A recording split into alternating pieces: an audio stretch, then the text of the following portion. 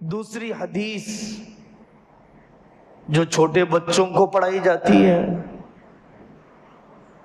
زندگی کے ہر مرحلے میں ہمیں ضرورت ہے، لا يدخل الجنت قاطع، رشتہ کاٹنے والا، توڑنے والا جنت میں داخل نہیں ہوگا۔ موت تو آنی ہے، دنیا بہرحال چھوڑنا ہے، چمک دمک کتنے دن کی، جنت میں ہی داخل نہیں ہوا، اس سے بڑی بھی کوئی مصیبت ہے؟ رشتہ کاٹنا، رشتے توڑنا، قطع رحمی کرنا قرآن میں سخت منع کیا گیا۔ یہودیوں کی عادت ہے، آقا صلی اللہ علیہ وسلم نے منع فرمایا، عمر بڑھے گی رشتے جوڑنے سے، عمر گھٹ جائے گی رشتے توڑنے سے، اسٹریس، ذہنی دباؤ، خاندانوں میں اکھاڑ پچھاڑ، مقدمے بازیاں، ذہنی عقلی مالی صلاحیتیں گھل رہی ہیں رشتوں کو کاٹ کے، بہت نقصان ہے۔ منحوس ہے وہ اتنا کہ جس مجلس میں بیٹھا ہو اس کی وجہ سے دوسروں کی دعا بھی قبول نہیں ہوتی۔ رشتوں کا کاٹنا، رشتوں کو نظر انداز کرنا اتنا بڑا گناہ ہے کہ آقا صلی اللہ علیہ وسلم نے بعض حدیثوں میں فرمایا کہ رشتے کا کاٹنے والا رشتوں کے کٹنے کے بعد حسد بھی ہوتا ہے، بغض بھی ہوتا ہے، غیبتیں بھی ہوتی ہیں، تو ان حدیثوں میں فرمایا گیا کہ یہ تو مونڈ دیتی ہے اعمال کو، یہ عادت اعمال کو مونڈ دیتی ہے، بچانا چاہیے۔ رشتے کٹتے کیسے ہیں؟ اسباب کیا ہے قطع رحمی کے؟ اسباب کیا ہیں خاندانوں کے بکھیرنے کے؟ مختصر نمبر وار بتاؤں گا بس۔ ایک بڑا سبب ہے دنیا کی محبت۔ بہن کو میراث کا حصہ نہیں دیا اس لیے ناراض ہے، پارٹنر کو اس کا قرض نہیں دیا اس لیے بات بند ہے، مال کی محبت۔ دوسرا بدگمانی، اپنی طرف سے ہی سوچ لیا دوسرے کے بارے میں، کوئی حقیقت نہیں، بدگمانی۔ اور تیسرا معاملات کی صفائی کا نہ ہونا، بہت بڑی وجہ ہے ہمارے رشتوں کے ٹوٹنے کی، معاملات کی صفائی کا نہ ہونا۔ پیسے دیے بطور ہدیے کے دیے، بطور قرض کے دیے، داماد کو پیسے دیے، بھائی کو پیسے دیے، مکان کی تعمیر میں پیسے لگائے، بہن کی شادی میں جہیز دلایا، یہ بطور قرض کے ہے یا بطور ہدیے کے ہے؟ بولتے نہیں ہیں، بعد میں سے جھگڑا ہوتا ہے، میری پونجی تو لگ گئی پوری بہن پر، اب مجھے میراث کا حصہ برابر دے رہا ہو۔ معاملات کی صفائی۔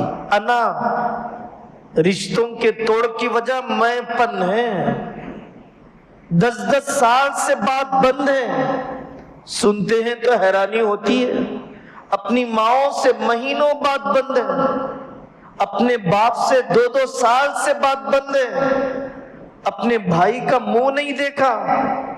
انا، میں پن، کیوں چھوٹا بنوں، کیوں جھکوں، کیوں جاؤں، کیوں سلام کروں؟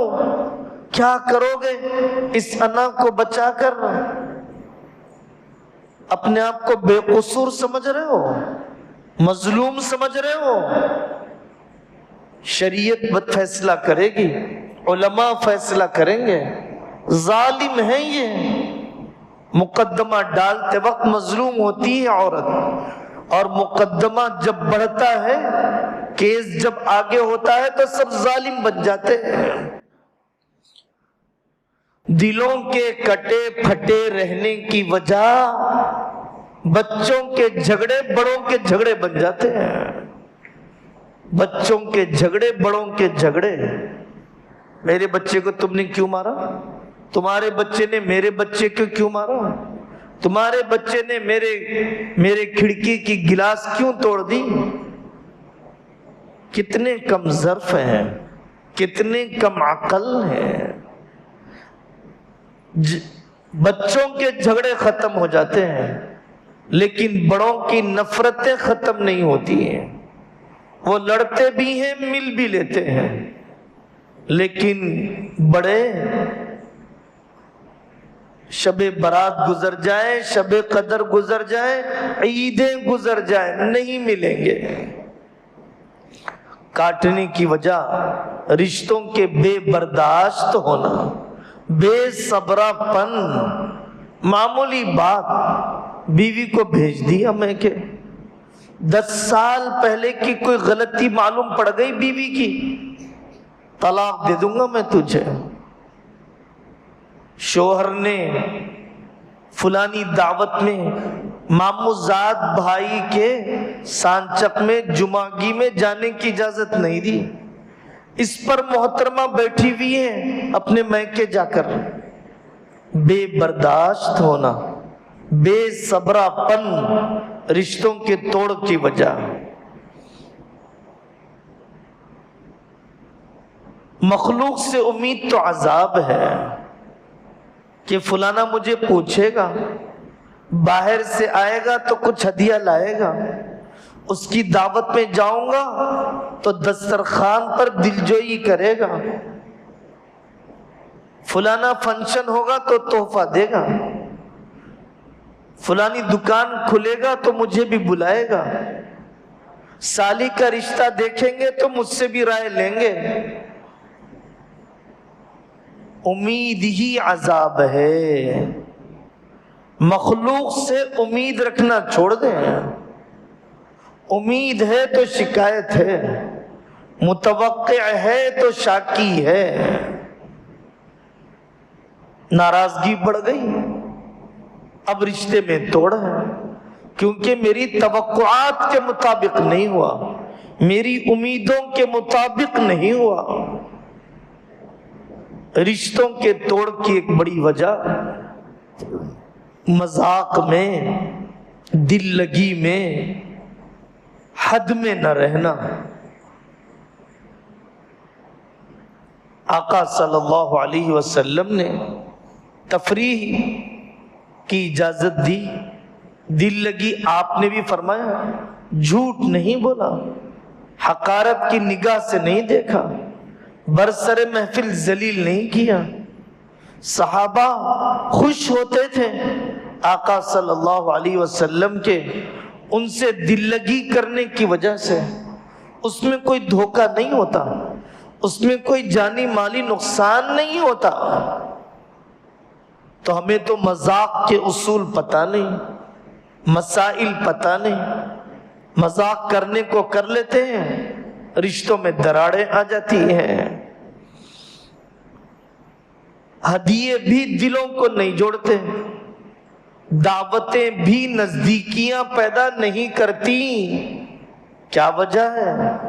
وہ دعوت اللہ کے لیے نہیں، رسم کی تکمیل کے لیے ہے۔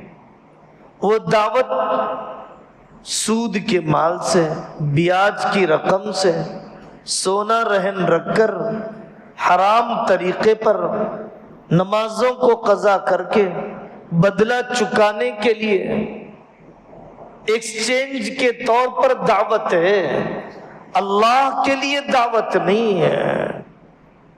رشتے جڑیں گے عیادت کرنے سے، بیماری میں جاؤ، رشتے جڑیں گے تعزیت کرنے سے، جنازے میں پرسہ دو، رشتے جڑیں گے جنازے نہلانے سے، رشتے جڑیں گے ٹوٹے ہوئے حالات میں اپنی حیثیت کے مطابق 2 پیسے کی مدد کر دو، دعا کے 2 بول بول دو، حوصلہ بڑھانے کے 2 جملے کہہ دو،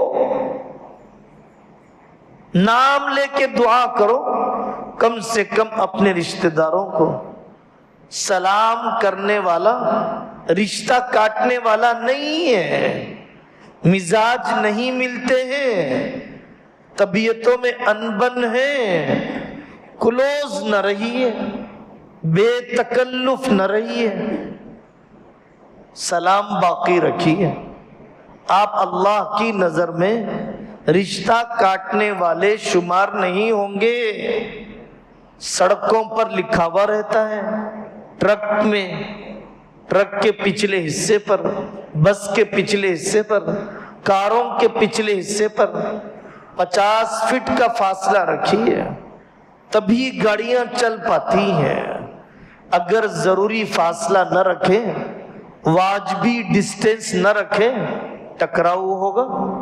اسی طریقے سے جن مزاجوں کے ساتھ انبن ہے، آدمی کو چاہیے کہ وہ ان مزاجوں سے خاص فاصلہ رکھے، معافی چاہنے میں دیری نہ کریں، معاف کرنے میں دیری نہ کریں۔ یہ علاج ہے کہ آدمی معافی بھی چاہے، معاف بھی کر دے۔ بار بار عمرے کے لیے جانے سے دل پر چھری نہیں چلے گی، نفل حج کے لیے جانے سے طبیعت پر زور نہیں ہوگا۔ پورے خاندان کو بلا کر فنکشن ہال میں بڑی برتھ ڈے کی دعوت، عقیقے کی دعوت کرنے کی وجہ سے نفس پر چھریاں نہیں چلیں گی۔ بہو سے معافی چاہنے پر، سمدھی سے معافی چاہنے پر، داماد پر سے کیس نکالنے پر، دوست سے رشتہ جوڑنے پر چھریاں چلے گی دل میں۔ ولایت یہاں اٹکی ہوئی ہے، تقوی یہاں چھوٹ رہا ہے، اللہ یہاں ملیں گے اگر ہم نے یہ عمل کر لیا۔ اللہ کے نیک بندوں کے واقعات ہیں، کیسے کیسے واقعات ہیں۔ فوراً اپنے بھائی کو سینے سے لگا لیا، فوراً اپنی بہن سے ملاقات کر لی، فوراً اپنی ماں کے پیر پکڑ لیے، فوراً اپنے باپ کے پیٹ میں، گود میں اپنا چہرہ رکھ دیا، فوراً معافی نامہ لکھ دیا۔ جن کو قیامت یاد تھی، جن کو اللہ کے یہاں جواب دینا یاد تھا، جو یہ چاہتے تھے کہ میں ان کو معاف کر دوں، اللہ بھی مجھے معاف کر دے، میں ان کو معاف کر دوں، اللہ بھی میری قضا نمازوں روزوں کو معاف کر دے، اتنا بھی یاد ہوگا تو رشتے جوڑنے کی فکر رہے گی۔ اللہ تبارک و تعالی ان دونوں گناہوں سے ہم سب کی حفاظت فرمائے۔ وآخر دعوانا ان الحمد للہ رب العالمین۔